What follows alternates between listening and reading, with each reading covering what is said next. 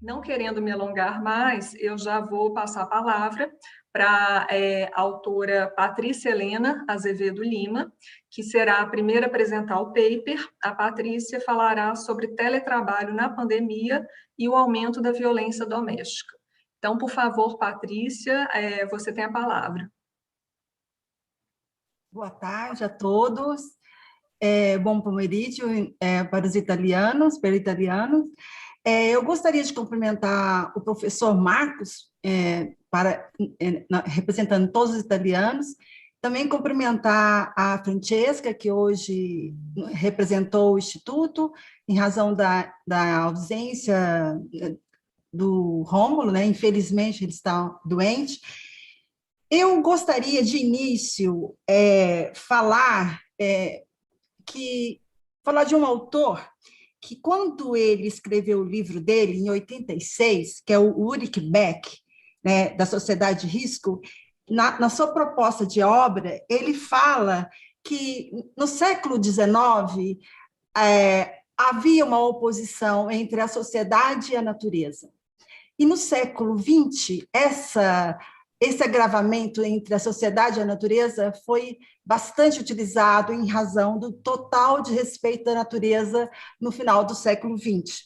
Né? Quer dizer, a utilização em razão da evolução, do desenvolvimento, assim, acentuou o agravamento da natureza. E esse agravamento da natureza resulta em problemas sociais, em fenômenos que podem surgir e no qual a sociedade não tem controle, e é o que nós estamos vivendo. Então, hoje vivemos um problema da sociedade de risco que estamos passando nessa pandemia.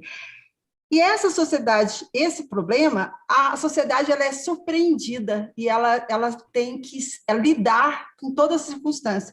Assim aconteceu com o teletrabalho no Brasil nesse momento da pandemia, no qual ele deixou de ser um acordo bilateral, né? um acordo, né? Que já é bilateral, para ser acordo tem que ser bilateral, passando a ser uma decisão unilateral para que todos os trabalhadores tivessem que ficar em casa. Com isso, agravou as relações interpessoais, as relações familiares, onde os mais vulneráveis, como o próprio professor colocou, né, esse escritor coloca, né, na sociedade de risco, que nós teríamos que proteger os vulneráveis, a gente, nesse momento, expôs os vulneráveis. Neste caso, o meu recorte é o caso das mulheres, que também foi referenciado pela professora Mariana e a professora Luciana também. Por quê? No caso da violência doméstica, o fato de ficar no mesmo ambiente e o fato de ficar mais tempo juntos agrava a questão da violência. Outro fator que agrava a questão da violência é a vulnerabilidade financeira da mulher nesse período, porque a maioria das mulheres perderam o seu posto de trabalho, a maioria das mulheres que tiveram que ficar em casa, ela tinha um acúmulo de funções e elas ficavam à mercê de quem tinha a dependência econômica. Essa vulnerabilidade não foi só para a mulher, também foi para os menores e adolescentes, que também sofreram abuso, violência. Então, o que a gente coloca? O fato das empresas não se prepararem, e isso ser uma forma unilateral, não houve uma observância dos departamentos de recursos humanos dessa situação delicada. E como que poderia uma pessoa vulnerável estar no mesmo ambiente e poder utilizar do ordenamento jurídico? Porque no Brasil há uma legislação que protege a mulher na questão da violência, que inclusive permite a suspensão do contrato de trabalho, que é a lei da Maria da Penha, no qual, no artigo 9º, parágrafo 2º, ela prevê a suspensão do contrato de trabalho. Mas, se vocês observarem como que a pessoa dentro da casa, sem privacidade, poderá denunciar, como que ela terá apoio da sociedade? Então, se vocês veem, há uma impossibilidade até de recorrer ao ordenamento jurídico. Eu só vou trazer para vocês assim, um pequeno flash da estatística. Em São Paulo, no período da pandemia, aumentou 46% o feminicídio. Em Goiânia, no interior de Goiás, aumentou 17% a violência contra a mulher. Então, esses dados são alarmantes. Esses dados são alarmantes e foram realçados também pelos direitos humanos, pelas comunidades internacionais.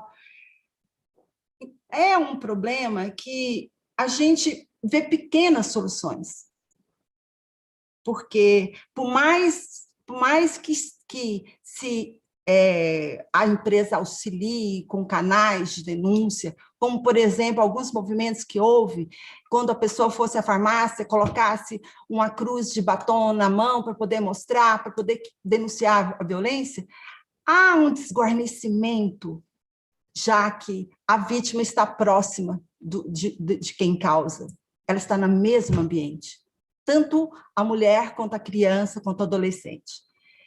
Então, eu trouxe esse dado porque me chama a atenção o aumento da violência e me chama a atenção o despreparo da nossa sociedade para lidar com os problemas de uma sociedade de risco, como o Beck menciona, e muito bem, e ele falou isso em 86. E até agora nós não trouxemos nenhuma solução.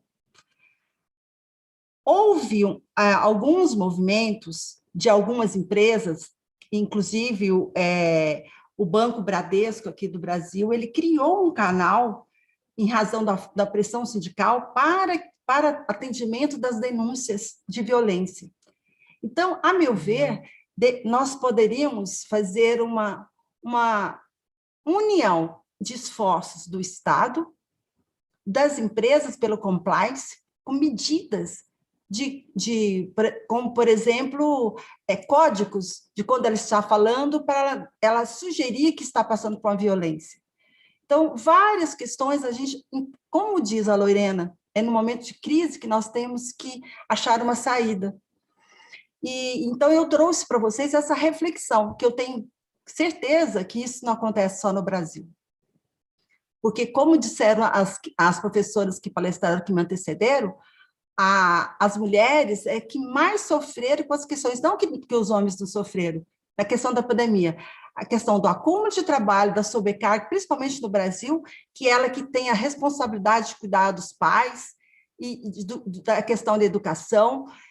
Então, no caso do Brasil, além disso, nós não tivemos uma ajuda financeira como houve na Itália, de um valor maior, e, além disso, na Itália houve também uma estabilidade que impediu a dispensa. Aqui no Brasil não aconteceu isso. Então, o problema econômico agravou a situação dos frágeis.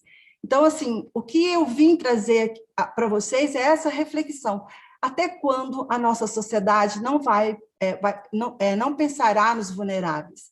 Até quando a sociedade só vai pensar no lucro e não vai pensar nos vulneráveis? É essa reflexão que eu trouxe para vocês. Muito obrigada por participar desse congresso. Estou muito feliz e agradeço muito. Nós é que agradecemos a Patrícia por suas contribuições muito relevantes. De fato, se a mulher já se encontra normalmente em uma situação de maior vulnerabilidade, até por conta do que destaca a professora Silvia Federici, ou seja, que o trabalho de cuidado da mulher, né, com os filhos, com a casa, com o lar, com os pais, não é devidamente remunerado e valorizado na nossa sociedade, apesar de ser um trabalho essencial. A própria criação e reprodução da força de trabalho imprescindível ao funcionamento do sistema capitalista, e essa situação de vulnerabilidade das mulheres se agravou ainda mais no contexto da pandemia, exatamente pelo acúmulo do trabalho, das atividades domésticas, de cuidado, e como bem trouxe a Patrícia, com esse aumento dos casos de violência doméstica e de feminicídio. Então, agradeço muito a Patrícia. Eu passo agora a palavra